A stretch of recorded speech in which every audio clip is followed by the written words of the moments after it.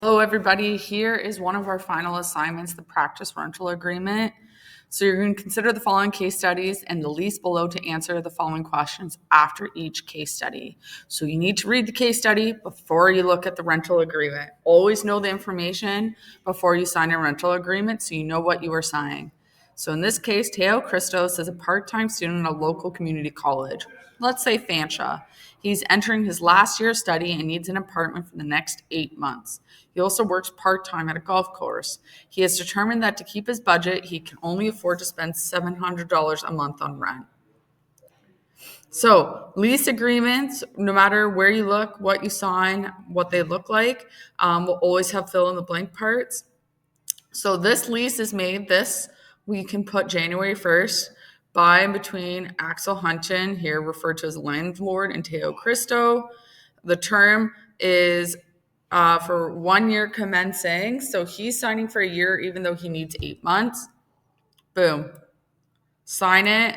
So the day he signed it, so we'll go by the next month, which could be January, could be February. Pick the first of whatever month, and then 12 months later, even though he needs only 8 months, this is for a 12-month lease. Landlord tenant. It's made by between Axel, Teo, tenant, landlord, second string described 2-bedroom, okay? So tenant shall pay the landlord a rent for the premises of $700 per month on the first day of each month.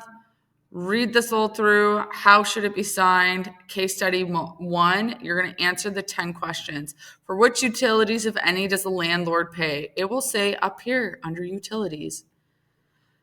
Question number 2, if you were to fall down a wet flight of stairs and break your leg while in the apartment building, so not in your apartment, but in the building itself, could you hold the landlord legally responsible for your medical bills?